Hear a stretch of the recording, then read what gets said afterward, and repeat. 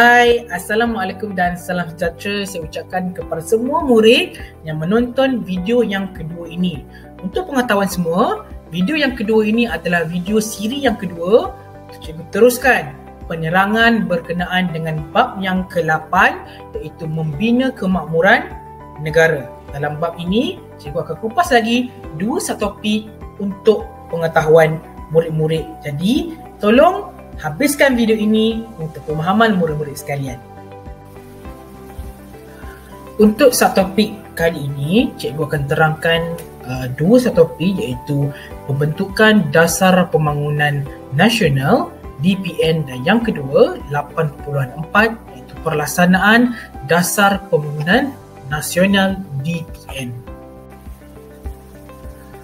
Standard pembelajaran yang cikgu gariskan pada hari ini ada dua, iaitu yang pertama menjelaskan pembentukan dasar pembangunan nasional dan yang kedua menguraikan pelaksanaan dasar pembangunan nasional. Seterusnya, kita akan lihat apakah latar belakang pembentukan dasar pembangunan nasional DPN. DPN dilancarkan oleh Tun Dr. Mahathir Mohamad pada 17 Jun 1991. DPN adalah kesinambungan daripada DEB dalam tempoh 10 tahun dari 1991 hingga tahun 2000. DPN meneruskan usaha DEB untuk menjadikan Malaysia sebuah negara yang maju berdasarkan kawasan 2020. Sama seperti DEB, DPN juga mempunyai matlamat yang tersendiri. Jadikah apa matlamat DPN? Matlamat DPN adalah untuk mencapai perpaduan negara melalui pengagihan kekayaan. Caranya melalui pembangunan seimbang antara negeri melalui antara bandar dan luar bandar.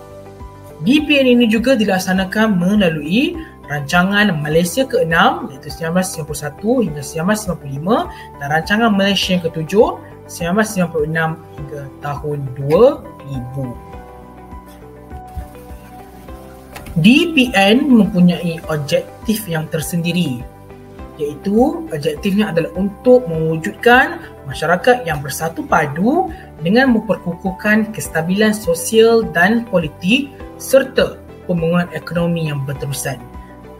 Dalam erti kata lain, Malaysia akan maju dalam aspek keadilan sosial, nilai, etika dan moral, kestabilan politik, kualiti hidup, kecekapan pentadbiran kerajaan dan kecemerlangan ekonomi. Itulah antara objektif yang digariskan sekiranya DPN diteruskan. DPN mempunyai strategi yang sendiri kita dapat lihat dalam aspek ekonomi, sosial dan kemudahan fizikal dan alam sekitar. Dalam ekonomi, kita dapat lihat melalui penggunaan sains dan teknologi, penglibatan aktif pihak swasta, program penerimaan semula, meningkatkan pemilikan saham Bumiputera. Dalam aspek sosial pula, kita dapat lihat memberi insentif dan kemudahan pendidikan, mewujudkan masyarakat perdagangan dan perindustrian Bumiputera, membentuk masyarakat yang berdisiplin dan progresif. Manakala dalam aspek kemudahan fizikal dan alam sekitar pula kita dapat lihat dengan menyediakan dan menambah kebaikan dalam kemudahan asas seperti taman permainan, surau dan tandas awam. Selain itu juga dengan mewujudkan pembangunan yang mampan tanpa mengabaikan alam sekitar seperti kemping bumi hijau. Seterusnya, kita pergi kepada 8.4 iaitu pelaksanaan dasar pembangunan nasional. Apabila dia dilancarkan, bagaimana dia dilaksanakan? Okey, yang pertama kita dapat lihat adalah dengan pembasmian kemiskinan, penyusunan semula masyarakat, penyusunan semula modal saham dan yang terakhir adalah pembangunan wilayah. Kita pergi kepada strategi yang pertama iaitu dengan pembasmian kemiskinan. Kerajaan telah memberi subsidi dan sokongan kepada golongan penanam padi dan nelayan yang bertujuan untuk meningkatkan produktiviti pengeluaran mereka.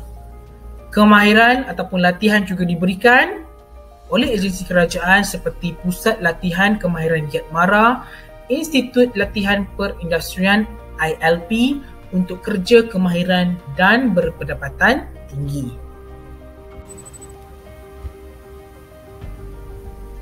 Strategi yang kedua adalah penyusunan semula masyarakat. Baiklah, bagaimana kerajaan melakukan perkara ini adalah dilakukan dengan membentuk masyarakat perdagangan dan perindustrian Bumiputera yang dikenali sebagai MPPB serta memastikan corak tenaga kerja di pelbagai sektor dan pekerjaan bagi mencerminkan komposisi pelbagai kaum. Apakah yang dilakukan oleh kerajaan? Yang pertama adalah dengan meningkatkan tenaga kerja dan penyertaan Bumiputera dalam pengurusan sektor moden seperti pembuatan dan perkhidmatan. Seterusnya, latihan bidang pengusahaan harta dan etika perniagaan. Yang ketiga, pemberian kontrak, kuota dan lesen perniagaan milik Bumiputera dan syarikat usaha sama dengan bukan Bumiputera.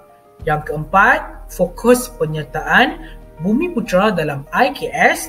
Yang kelima, usaha sama antara Bumiputera dan bukan Bumiputera menggalakkan syarikat Bumiputera meningkatkan prospek perniagaan, dan yang terakhir, dengan membolehkan Bumiputera bersaing dalam perniagaan moden, teknologi baru, kemudahan modal dan pasaran antara bangsa. Strategi yang ketiga adalah dengan penyusunan semula modal saham.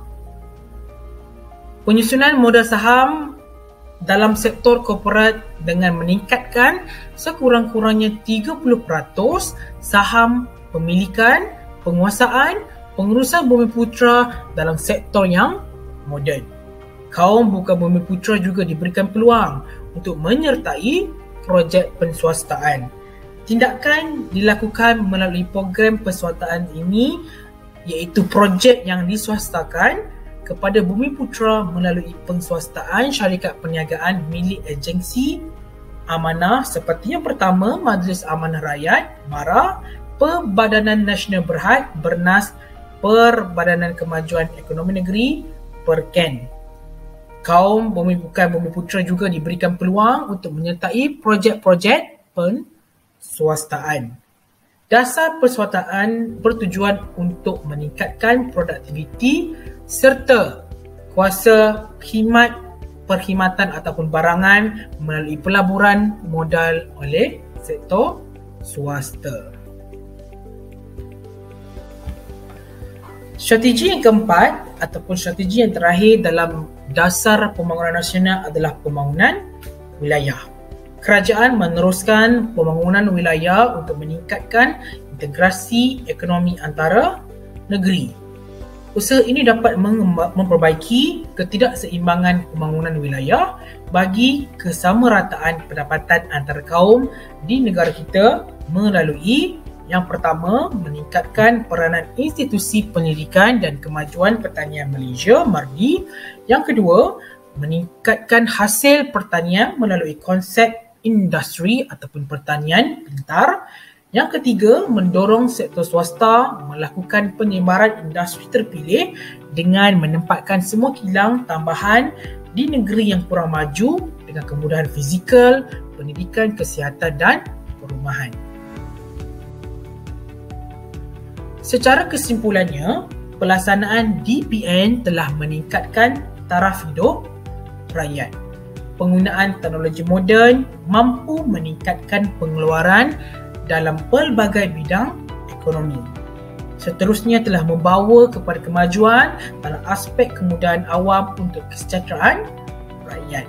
Kita perlulah menghargai dan menjaga harta benda awam tersebut demi kelestarian alam sekitar bagi mewujudkan negara yang harmoni dan indah. Untuk menguji kefahaman murid berkenaan dengan video yang cikgu telah buat ini, cikgu telah keluarkan 3 soalan berkenaan topik yang kita dah pelajari pada hari ini. Soalan yang pertama berbunyi, apakah objektif penubuhan dasar pembangunan nasional di negara kita? 2 markah. Yang kedua, bincangkan strategi dasar pembangunan nasional bagi memastikan keseimbangan sosial dan ekonomi antara kaum. Dan yang terakhir, bagaimanakah kemiskinan negara dalam kalangan rakyat dapat dihapuskan? 4 markah. Jadi untuk uji kefahaman kamu, tolong jawab soalan tersebut. Sekian, terima kasih.